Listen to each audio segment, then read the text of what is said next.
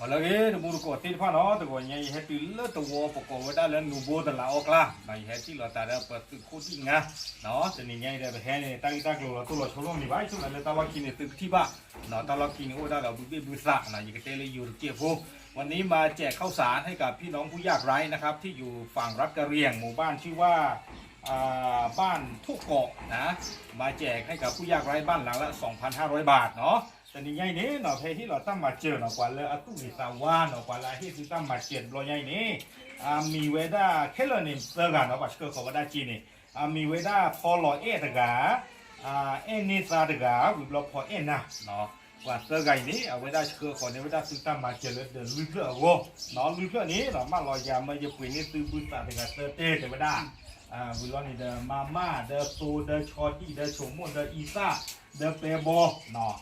หลอนเลยว่าได้เดี๋ยวเพื่อนคิดมาเยอะพอปุยเนาะคุยตอนนั้นไปจีบป้าพอนะเนาะพอหล่อนิสาดุมะเนาะตาเตอร์ไก่นี่โอ้ได้ตาลอปกได้เลือดเซนพอเนาะเริ่มมินิโซตาก็อเมริกันนี่ล้อเนาะแกพอตัวกูเมื่อลุยกันนี่ไงนี่ตัวกูกันมีได้เลยมาเยทูเลยกันเลยมาเยทู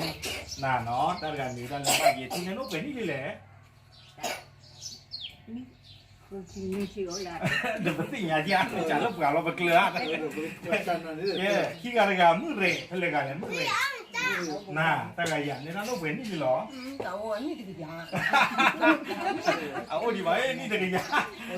แม่นี่แต่กันอย่างในช่วงนั้นเชื่อตลอดเราไม่อยากจะพูดหรอแกแต่กันเลยกันนอสามมือ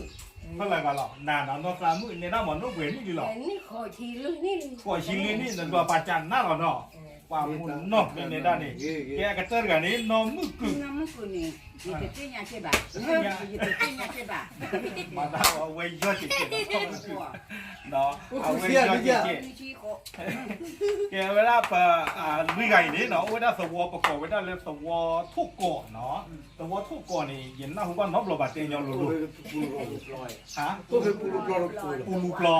อ๋อแล้วกันยาวก็ว่าหนึ่งก็หยอยาเจ็บหุบมาแล้วเจียวอะไรวะเจ็บหุบถึงหรอเนาะแกว่าวิไงเนี่ยช่วงนั้นถึงเขาไว้ได้ตาดูก็เรากันนั้นดีกว่ากันจีพูนเนาะอาคูตาตอนนี้เลยช่วงตาเลยเกลือบามูนเนาะเราไม่อยากเราเลยที่ตามมาเจอที่คนน่ะซื้อหรือเปล่าที่คนน่ะถือหรอเนาะซื้อแต่อุปกรณ์นั่นแหละอันนั้นก็นี่มีตีมีบ้านนี่มาตาเลยหาถึงแล้วซื้อเดือดจีตามได้เลยดีป่ะเนาะเดี๋ยวดูเบี้ยบูชาเลยนะผู้ร่ำจอดเขาเริ่มมรดกผู้เตี้ยเตี้ยเล็กทิ้งตู้เตี้ยเตี้ยจอดเขาไปจอดเราไปยังมาเลยกันมาได้ปีอย่างนั้นอย่างนั้นหน้าก็ได้ยังแห่วีหล่อนได้หลุดซื้อไปซื้อบ้านเนาะเนาะนะพอไม่เล่นเนี่ยป่าแต่ซื้อกระจากว่าเกลือกินเนาะไม่ซื้อกระเพื่อไม่ซื้อกระจอดไม่ซื้อกระหูยไม่ซื้อกระจุยอ่ะเนาะว่าเราซื้อกระมาบ้านสันนี่เนาะให้จอดในซื้อวิลลี่เนาะแต่นี้เราไปจีบพวกดูมาแล้วเนาะกว่าเจอกันพอลอยนิสาดอกพอนะเนาะสุดท้ายมาเจอเนี่ยถือว่าเลิกปวดละลูกบ้านตามมาเจอที่ฟ้าจีบุมุมนนหรอกแกเลิกซื้อวิลาใกล้เนี่ยปวดเลยโชคดีโชคว่าปวดเลยชูโรตาปวดเลยเตต้าเบลเมย์เปลี่ยนเวทกันมากว่าจีพวกว่าปวดละมาเจอที่นั่นกันพวกอะไรที่นั่นรู้มั้งอย่างรู้สึกว่ารู้ว่าที่นั่นแต่ไม่จีบพวกมั้งจีพวกว่าตาตะกันตอนนั้นรู้มั้งเลยตั้งคนตั้งกันตั้งคนนั่นเลยตัวเนี่ยถ้าใจดีแต่ตัดเคยที่ยาตัวใดตัวถ้าเกิดได้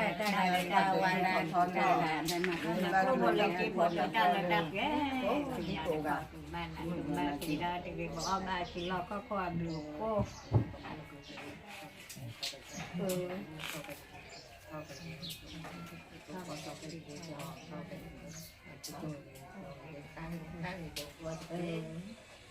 กระเตอร์ยาว่าจานน่ะตาบิตาพวกเอาไว้ชูกินเปียวลุยกันเรื่องนี้เนาะพูดเนาะทอดเนาะอาจีเนาะที่ยิบาเนาะตาเอ๊ะต้องวิ่งเกินนี่ต้องวิ่งว่าที่จะพอมากระเตอร์กีตาร์มันนี่เด็กเก่งคนนี้หล่นแล้วว่าแต่กับคิดมันยังป้อมอย่างเงี้ยใช้เท่ากันตอนจูบจีเนาะ